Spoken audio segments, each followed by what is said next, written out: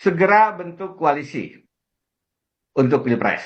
2, capreskan Ganjar. 3, jangan ada Anies di pemilu Presiden 2024. Itu saya konfirmasi ke beberapa orang, confirm. Saya tanyakan ke teman yang Itu kata-katanya ada itu ya? Kata-kata itu ada dari Presiden Jokowi. ada Kata-kata dan saya jangan ada tulis. Anies di 2024. Ya, ada dan saya tulis. Saya tulis di situ. Dan kemudian kepada satu kesempatan yang saya ketemu pimpinan partai, saya tanya, bukankah dulu memilih Anies kan begini koalisinya? Iya, dulu. Sekarang enggak. Oh, ada nggak perintah begini, begini, begini? Dia diam aja, dia cuma senyum aja. Dia tidak mengatakan iya atau tidak. Tapi bagi saya senyum saja itu berarti mengkonfirmasi, ya. Kemudian kemarin yang paling simpel, sederhana. Ada pimpinan partai akan dilantik jadi menteri. Disampaikan ke saya, Mas, kemarin begini ceritanya loh. Dihubungi, nanti besok disumpah ya Mas, dilantik ya. Saya cuma minta loh, satu, apa Bapak Presiden? Anies. Maksud Bapak Presiden, bantu saya supaya Anies tidak jadi presiden. Tidak menjadi calon presiden. Itu disampaikan secara terbuka. Nah, jadi dihubungilah Ganjar oleh teman-teman ini dan Ganjar menjawab, saya tidak maju kalau tidak melalui PDIP dan dukungan Ibu Mega. Disampaikan kepada Presiden, Presiden mengatakan, oke nanti saya ngomong sama Ibu Mega. Pak Prabowo bagaimana? Satu momen eh, Prabowo Muhaimin, Pak Muhaimin dipanggil, segera deklarasi Prabowo Muhaimin ya, Pak Caimin. Nanti saya ngomong Prabowo, Mas Imin juga ngomong Prabowo. Baik Bapak Presiden. Belum sempat ketemu, Prabowo-nya ketemu Presiden duluan. Akhirnya ketemu di Kertanegara beberapa waktu yang lalu. Belum 2 minggu yang lalu. Akhirnya Caimin bilang, Pak Prabowo, kita diminta segera deklarasi nih sama Presiden. Kata Caimin, kata Pak Prabowo, Caimin, saya baru ketemu Presiden. Diminta deklarasi segera, tapi bukan Prabowo Muhaimin. Loh siapa Pak? Prabowo Erlangga. Kata Pak Jokowi deklarasikan segera Prabowo Erlangga. Jadi Caimin, oh, nggak kecewa beliau dan keluarnya menyatakan belum ada kesepakatan bakal calon presiden wakil presiden dan seterusnya Mas.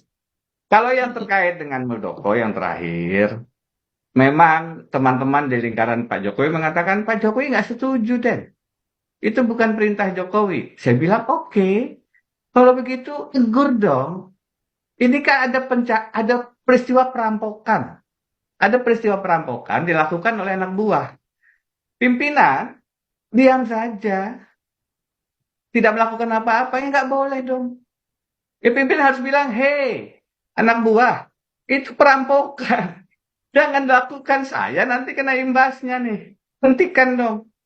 Apalagi ini yang Anda rampok ini punya presiden ini. Hubungan saya dengan Presiden SBY nggak bagus nanti. Beliau nggak setuju, oh, tunjukkan itu.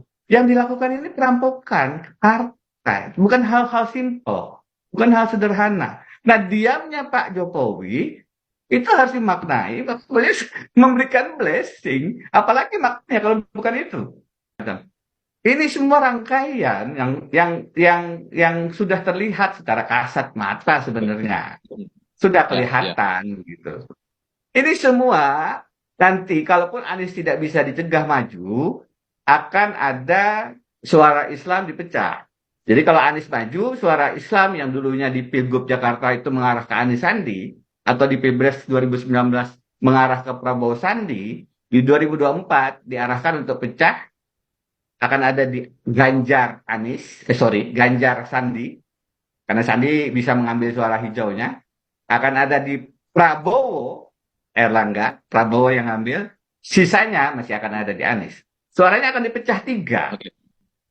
Sehingga kemudian kesempatan, sebagaimana disurvei oleh CSIS loh ini, bukan yang lain, yang afiliasi Ya. politiknya itu lebih ke nasionalis, mengeluarkan survei bahwa meskipun Ganjar dominan, kalau head to head, Anies Ganjar yang menang adalah Anies.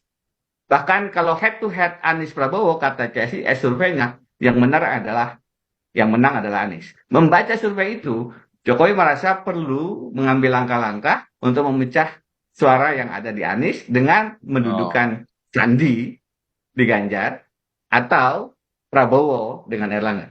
Informasi minta dua hal. Tentu ada yang lain juga, tapi dua hal.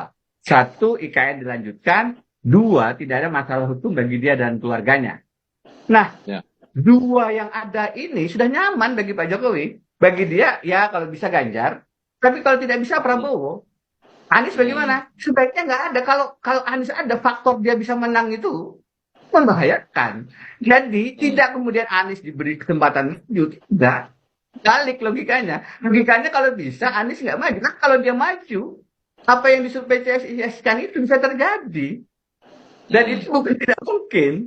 Jadi bagi Pak Jokowi, yang paling bagus itu tetap dua pasangan calon, either kalaupun dia tidak setuju Ganjar, tidak setuju Prabowo sekalipun, kalau Prabowo yang jadi, Pak Jokowi juga nyaman, karena dua hal tadi dikonfirmasi oleh Prabowo.